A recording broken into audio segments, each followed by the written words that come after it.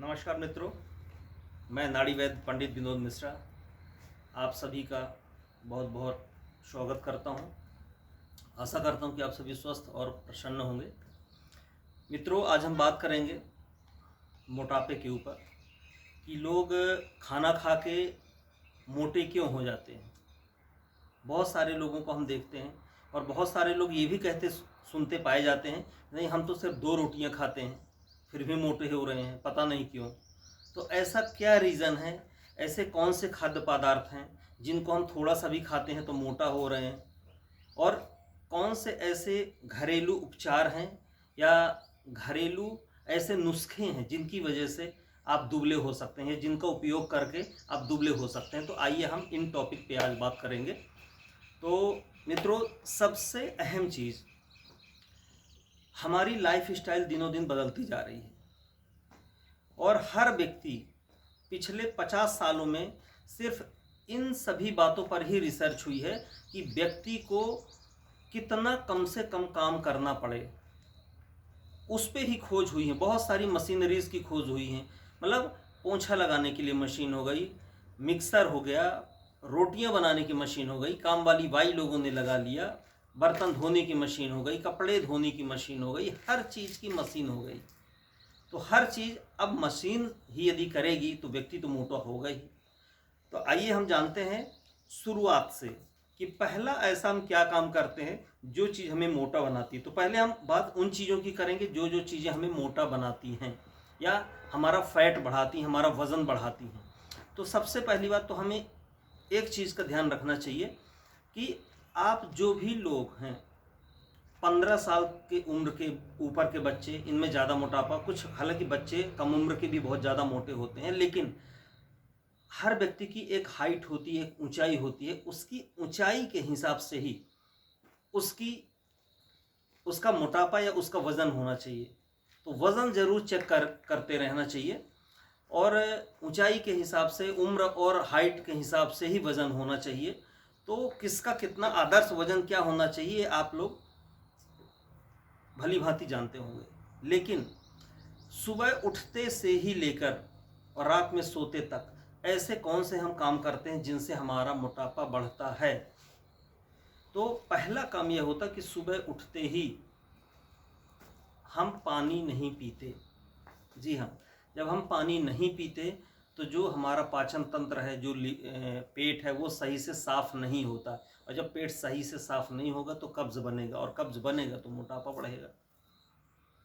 पहला कारण। दूसरा कारण, सुबह उठते ही जब हम चाय पीते हैं या कुछ नाश्ता करते हैं तो चाय में एसिडिक होती है, तो उससे एसिड बनेगा, चाय जल्दी पचेगी नहीं।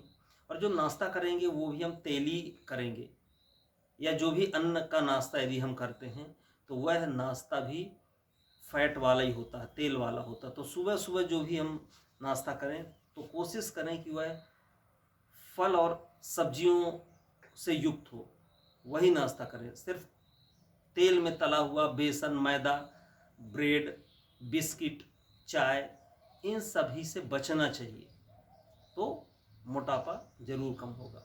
तीसरी चीज़, खाने में हमें यह देखना चाहिए, सबसे बड़ी चीज़, कि जो हम दाल खाते हैं, दालें सबसे ज़्यादा पचने में समय लेती हैं। हाई प्रोटीन होता है दालों में, अंडे से भी ज़्यादा प्रोटीन होता है। तो दालों का उपयोग, पतली दाल का उपयोग करें। बहुत ज़्यादा गाढ़ी दाल नहीं खाना चाहिए कि तुअर की दाल गाढ़ी खा रहे हैं, और तुअर की दाल में हाई प्रोटीन होता है। तो इसमें हम क्या करें कि थोड़ा सा मिक्स दाल का यूज़ करें, उसमें उड़द की दाल थोड़ा सा मिला लें, और पतली दाल, पानी पानी दाल खाएं तो ज़्यादा अच्छा होगा। जो लोग मोटे हो रहे हैं उनकी बात मैं कर रहा हूँ।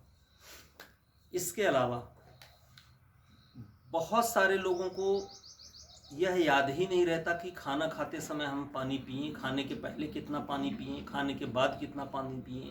तो दोस्तों, क्या होता है कि जब हम खाना खाते हैं तो हमारे शरीर में बहुत सारे पाचक रस बनना चालू होते हैं। जैसे ही हम पहला बाइट, पहला कौर हम मुंह में डालना चालू करते हैं कि बहुत सारे पाचक रस शरीर हमारा बनाने की प्रक्रिया में लग जाता है।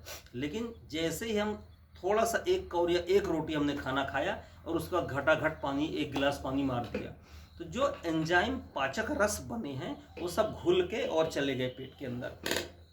जो अलग अलग अंग हमारे पाचक रस बनाते हैं तो खाने को पचाने के लिए है, तो डाइल्यूट होकर पूरा चला गया, तो अब खाना पचेगा नहीं सही से, और जब खाना पचेगा नहीं, खाने को पचने में समय लगेगा, और फिर से पाचक रस एंजाइम जो बनेंगे तो दोबारा बनने में बहुत समय लगता है।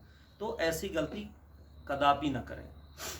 इसके साथ ही खाना खाते समय खाने में ये ज़रूर ध्यान रखें कि आप फाइबर ज़्यादा से ज़्यादा लें, क्योंकि फाइबर खाने को पचाएगा, तो फाइबर लेना चाहिए। पानी नहीं पीना चाहिए। फाइबर में क्या, सलाद ज़्यादा से ज़्यादा खाना चाहिए, तो खाना खाने के पहले ही ज़्यादा मात्रा में चुकंदर, गाजर जो भी हो वो सलाद का उपयोग करना चाहिए। फिर खाने में आप फैट कितना ले रहे हैं, ऑयली कितना खाना ले रहे हैं, मसाला कितने हैं उसमें, ये देखना चाहिए। तो कार्बोहाइड्रेट यदि होगा, रोटी और चावल खाएंगे ये तो आसानी से पचता है, लेकिन दाल आसानी से नहीं पचती, तो तेल की चीज़ें, दालें जो भी हो, तो इनसे थोड़ा सा बचना है हमें। इसके अलावा खाने के बाद कम से कम आधे से 1 घंटा पानी ना पिएं, फिर उसके बाद पानी पिएं।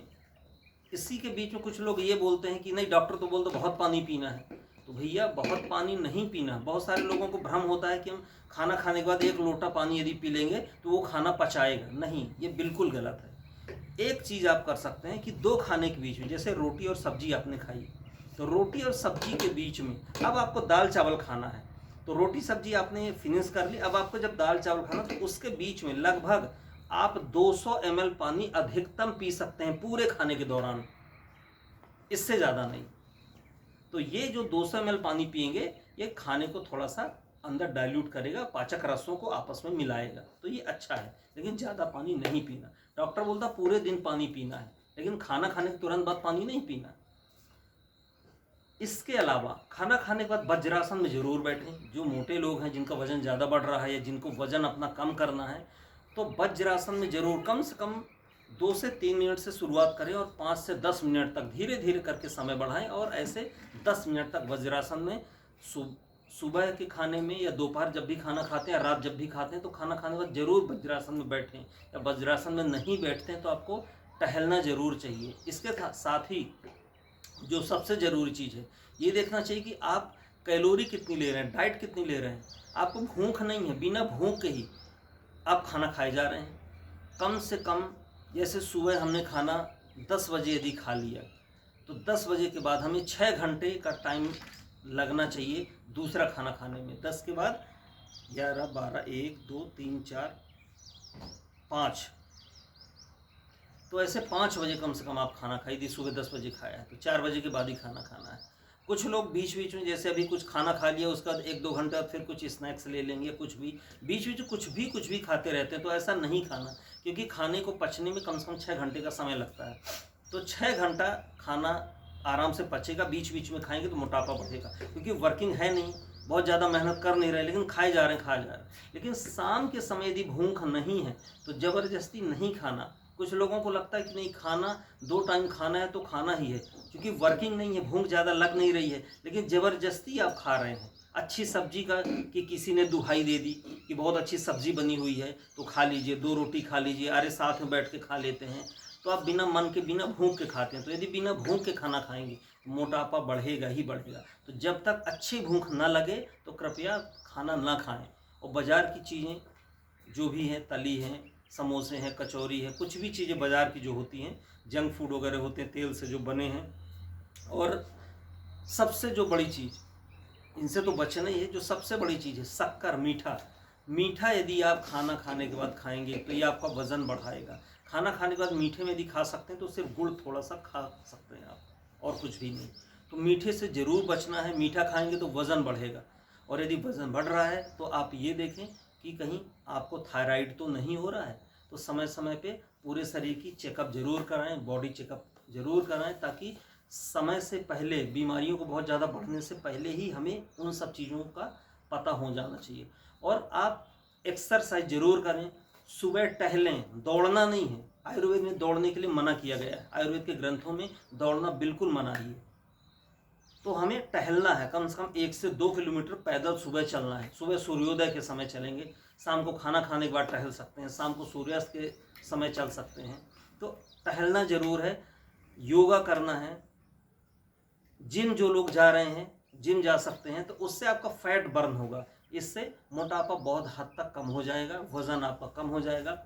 इसके अलावा यदि यह सब चीज़ें करके भी आप थक गए हैं और आपको मोटापा नहीं कम हो रहा है, तो हमारे संस्थान द्वारा कुछ जड़ी बूटियों द्वारा दवाइयाँ तैयार की जाती हैं। कुछ ऐसी जड़ी बूटियाँ हैं कि सिर्फ यदि आसपास के लोग हैं, जो भोपाल और मध्य प्रदेश आसपास के लोग हैं जो भोपाल आ सकते हैं, तो उनको हम निःशुल्क 3 खुराक दवा देते हैं। सिर्फ 3 खुराक की दवा देते हैं और 1 महीने में उनका 3 किलो वज़न कम हो जाता है। जी हाँ, ऐसी जड़ी बूटियाँ उपलब्ध हैं, बस उनको खोजने की देरी है। तो हमारे पास बहुत सारी ऐसी जड़ी बूटियां हैं। हमने पूरे आसपास अपने एरिए में कम से कम 100 से 150 जड़ी बूटियां लगाई हुई हैं कि जिनका आयुर्वेद में वर्णन है, जो कि बड़े साधु महात्मा लोग पहले के समय में सिर्फ 3 खुराक पत्तियां देते थे और मोटापा 3-3 किलो 1 महीने में वजन कम हो जाता था। तो वो उपलब्ध है और निःशुल्क उपलब्ध है। आप हमारे पास आ करके वह 3 खुराक दवा आप सुबह सुबह खाली पेट आके निःशुल्क पी सकते हैं, कोई इसका चार्ज नहीं है। तो वो दवाइयाँ हम आपको देंगे।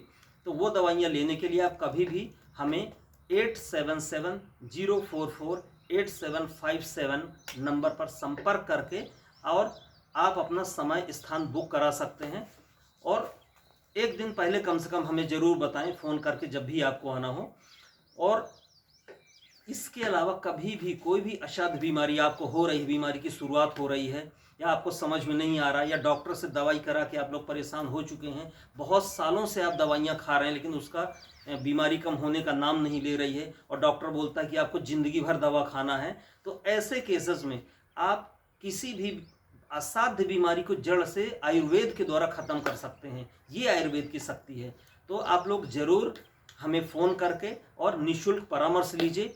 और या दवाइयाँ मंगाना चाहते हैं तो पूरे हिंदुस्तान में, पूरे भारत में कहीं भी घर बैठे आप दवाइयाँ कुरियर के माध्यम से मंगा सकते हैं। दोस्तों, यदि यह वीडियो आपको अच्छा लगा हो तो कृपया लाइक करिएगा और सब्सक्राइब करिएगा चैनल को, ताकि नेक्स्ट टाइम अगला वीडियो जब हम बनाएं तो ये उपयोगी जानकारी आपको मिल सके। और इस जानकारी को अपने दोस्तों को, रिश्तेदारों को ज़रूर भेजें ताकि उन लोगों की मदद हो सके। बहुत बहुत धन्यवाद।